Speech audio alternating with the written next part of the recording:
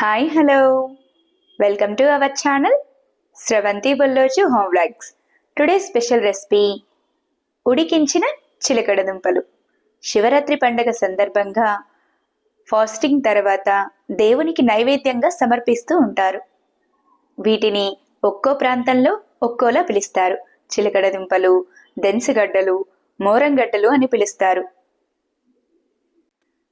ఈ చిలకడ దుంపలను ఒక్కొక్కరు ఒక్కొక్క పద్ధతిలో ఉడికిస్తూ ఉంటారు.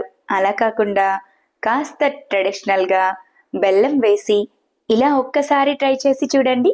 చాలా టేస్టీగా ఉంటాయి. అంతేకాకుండా జ్యూసీగా కూడా ఉంటాయి. మరి ఇంకెందుకు ఆలస్యం, తయారీ విధానాన్ని చూసేద్దాం. ముందుగా చిలకడ దుంపలను తీసుకోండి. నేను తీసుకున్న దుంపల వెయిట్ వచ్చేసి 1 kg వరకు ఉంటాయి. వీటిలో పెద్ద సైజు, మీడియం సైజ్, చిన్న సైజ్ చిలకడ దుంపలు అందుబాటులో ఉంటాయి. ఇలా మీడియం సైజులో చిలకడ దుంపలను ఎంచుకొని తీసుకోండి. మరి పెద్ద చిలకడ దుంపలు తీసుకున్న స్వీట్ సరిగా పట్టక చిలకడ దుంపలన్నీ చప్పగా ఉంటాయి. మరి చిన్న చిలకడ దుంపలు తీసుకున్న దుంపలలో అక్కడక్కడ వేర్లు తినేటప్పుడు తగులుతూ ఉంటాయి. కాబట్టి ఇలా మీడియం సైజ్గా ఉన్న చిలకడ దుంపలను తీసుకోండి. ఇలా తీసుకున్న చిలకడ దుంపలన్నింటినీ వీడియోలో చూపించిన విధంగా చాకుతో నీట్గా రఫ్ చేసేయండి.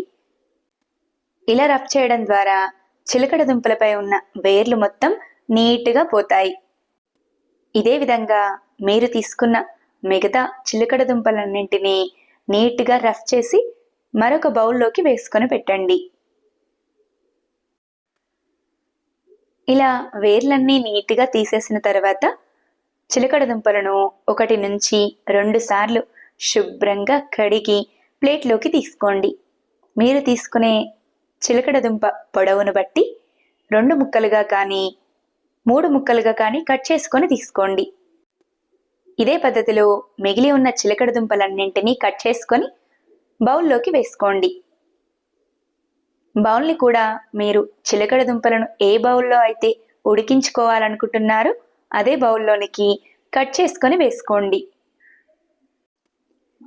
ఇలా అన్ని చిలకడ దుంపలను కట్ చేసుకొని బౌల్లో వేసుకున్న తర్వాత ఇలా రెడీ అయిన బౌల్ను స్టవ్ వెలిగించి స్టవ్ని మీడియం ఫ్లేమ్లో ఉంచి స్టవ్ పై పెట్టుకోండి.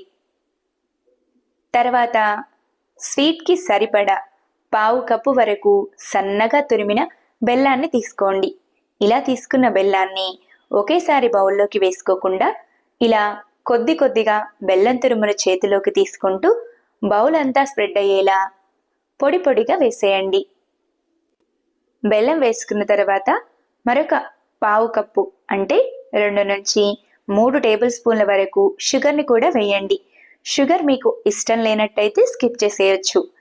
ముందుగా వేసుకున్న బెల్లమే పర్ఫెక్ట్గా సరిపోతుంది. తర్వాత 2 నుంచి 3 టేబుల్ స్పూన్ల వరకు ఆయిల్ని వేయండి. ఆయిల్ని వేసుకున్న తర్వాత మరొక కప్పు వరకు వాటర్ని కూడా వేసుకోండి. ఇలా వాటర్ని వేయడం ద్వారా చిలకడ దుంపలన్నీ అడుగు పట్టకుండా చక్కగా ఉడుకుతాయి. ఇలా అన్నీ వేసుకున్న తర్వాత బౌల్పై మూతను పెట్టి స్టవ్ని లో ఫ్లేమ్లో ఉంచి 10 నుంచి 15 నిమిషాల వరకు ఉడికించండి. మధ్యలో బౌల్పై మూతను తీసి చిలకడ దుంప ఉడికిందో లేదో టెస్ట్ చేయండి. ఇలా చాకుతో కానీ స్పూన్తో కానీ కాస్త ప్రెస్ చేసి చూడండి. చిలకడ దుంపలన్నీ ఇలా ఈజీగా కట్ అయిపోవాలి. ఇలా అయితే పర్ఫెక్ట్గా ఉడికినట్టు. ఇలా చిలకడ దుంప చక్కగా ఉడికిన తర్వాత స్టవ్ ఆఫ్ చేసి వేడి పూర్తిగా చల్లారేంత వరకు బౌల్పై మూతను పెట్టి పక్కన పెట్టండి. చిలకడ దుంపలు వేడిగా ఉన్నప్పుడు సర్వ్ చేసుకుంటే స్వీట్ కాస్త తక్కువగా అనిపిస్తాయి. అదే చల్లారిన తర్వాత సర్వ్ చేసుకుంటే బెల్లం సిరప్ అంతా చిలకడ దుంపలకు పట్టి చాలా టేస్టీగా ఉంటాయి. ఇలా ఉడికించి తీసుకున్న చిలకడ దుంపలను శివరాత్రి రోజు ఫాస్టింగ్ తర్వాత పళ్లతో సహా దేవునికి నైవేద్యంగా సమర్పిస్తారు. సింపుల్గా, టేస్టీగా, కాస్త జ్యూసీగా చిలకడ దుంపలను ఎలా ఉడికించుకోవాలో చూసారు కదా. నా వీడియో కనుక మీకు నచ్చినట్టయితే లైక్ చేయండి. ఇలాంటి మరెన్నో ఇంట్రెస్టింగ్, టేస్టీ, హెల్దీ రెసిపీస్ కోసం నా ఛానల్ని సబ్స్క్రైబ్ చేయండి. ఈ శివరాత్రి పండుగ రోజున మీరు కూడా ఈ రెసిపీని తప్పకుండా ట్రై చేసి ఎలా ఉన్నాయో కామెంట్ చేయండి. Thanks for watching. Wait for new recipe.